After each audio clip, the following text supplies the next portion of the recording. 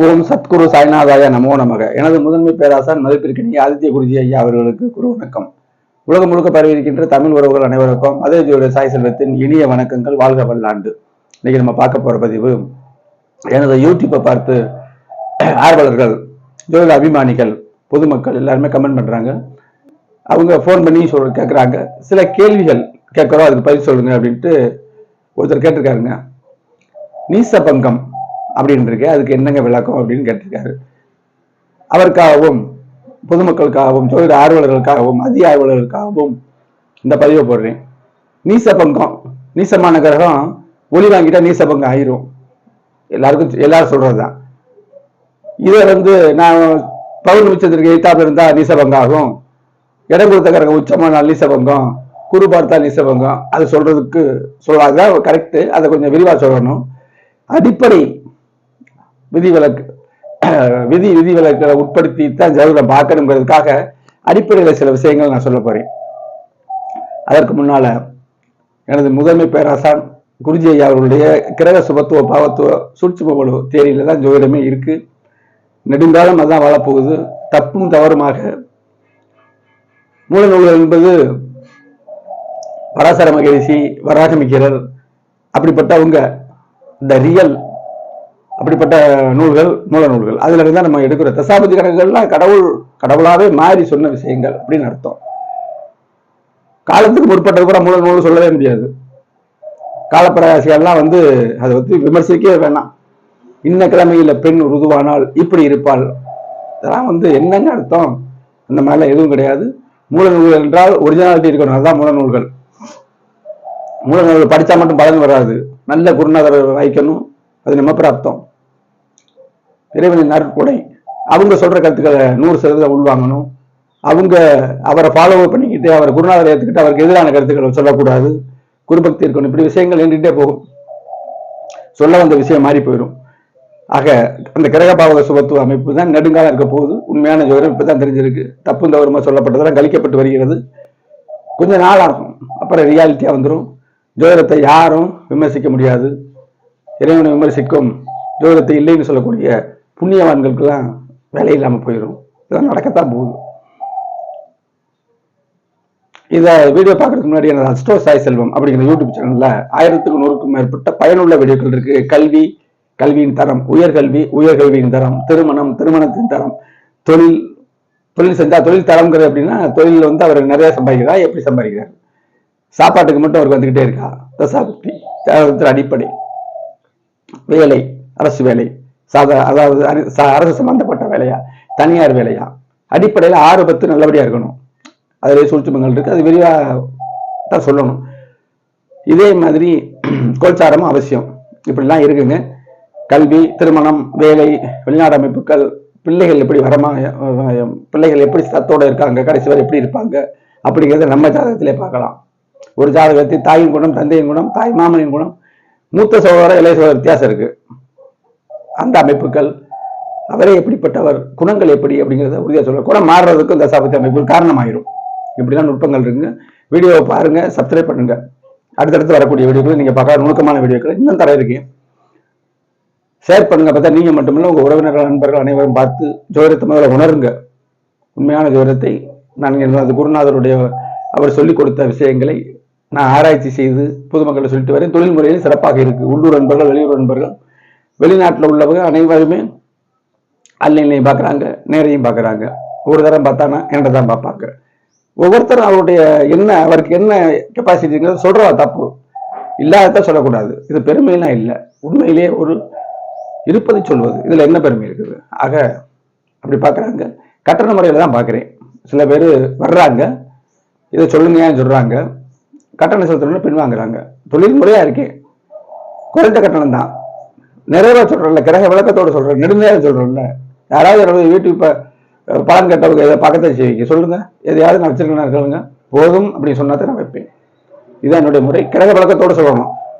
2028 ஒரு விஷயம் உங்களுக்கு நடக்க போகுதுன்னு சொல்றதுக்காக 2028 கோல்சாரம் என்ன, உங்க தசாபத்தி என்ன, உங்க ஜாதகத்தின் அடிப்படை என்ன அப்படின்னு கனெக்ட் பண்ணி சொல்லணும். கிரக விளக்கத்தோடு சொல்லும் போது உங்களுக்கு ஜோதிடமும் புரியும், ஜோதிட உண்மை என்ற அந்த கருத்து மனதில் பசுமரத்தாணி போல் பதியும். உண்மையான ஒரு ஆர்வல ஜோதிடம். வருமானம் மட்டுமல்ல, ஜோதிடமும் நமக்கு பின்னாடி இருக்கணுங்கிறத அறிவுறுத்தணும். அப்பதான் ஜோதிடர் அவர், உண்மையான ஜோதிடர் அவர் தான்.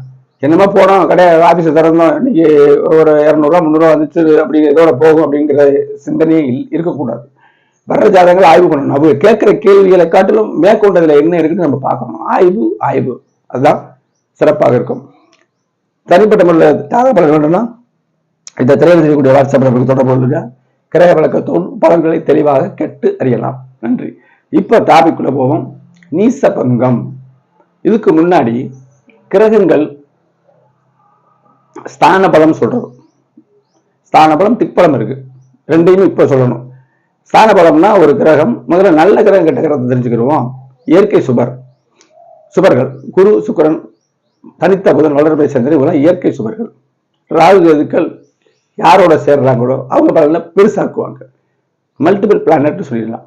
முழு பாவ கிரக சனி செவ்வாய் நல்லவரும் கெட்டவரும், பெர்சென்டா நம்ம போடணும், நல்லவரும் கெட்டவரும். இது பொதுவான அமைப்பு. லக்கணத்துக்கு சுபர்கள் பாவர்கள் இருக்காங்க. மேசத்தை எடுத்துக்கிட்டீங்கன்னா குரு சுக்கிரன் வளர்பறை குரு செவ்வாய் லக்னாதிபதி வர்றதுனால சரியா.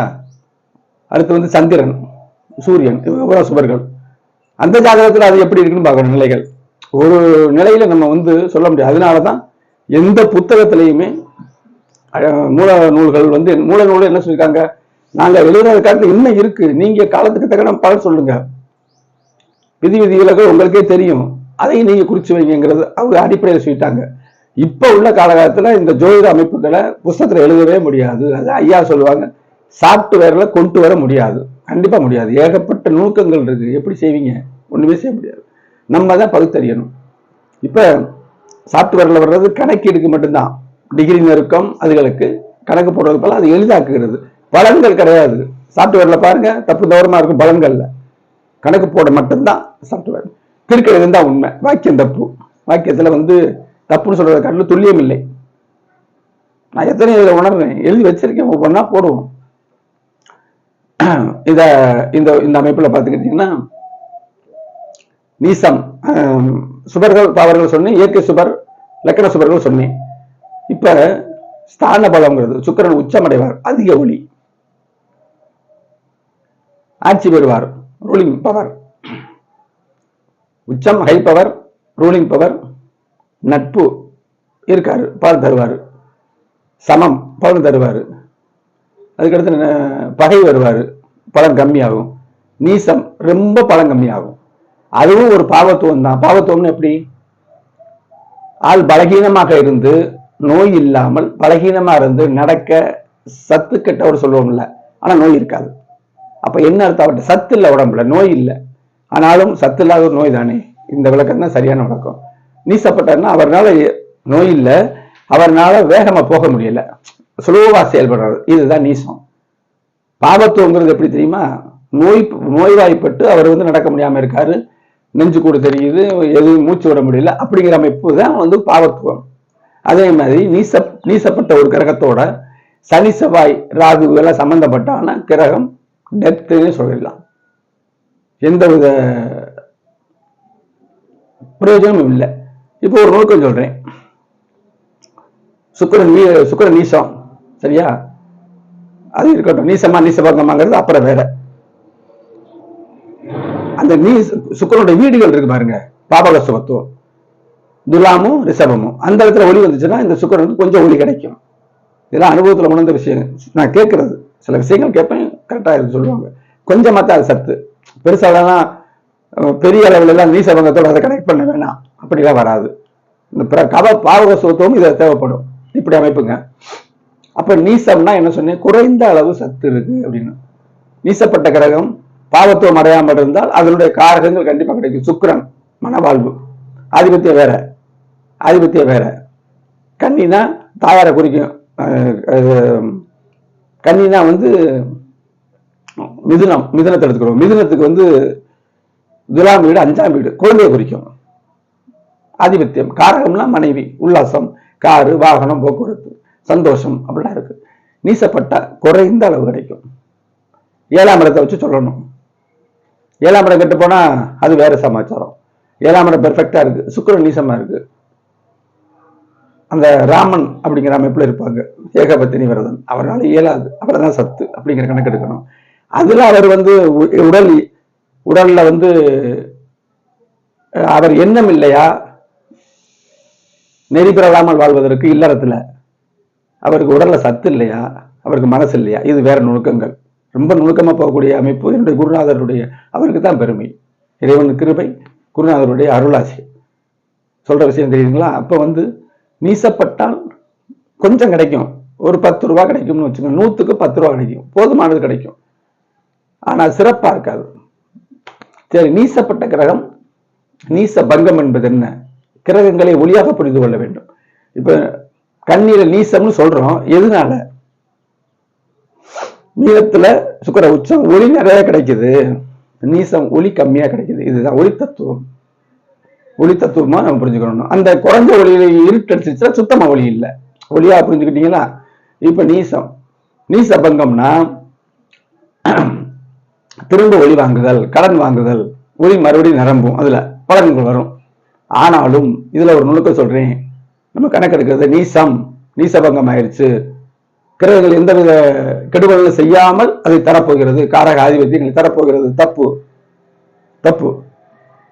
நீசம் ஆகிவிட்டு நீசபங்கம் ஆனால் அந்த நீசமான பலனையும் செய்யும், நீச பங்கத்தினுடைய பலனும் நடக்கும்.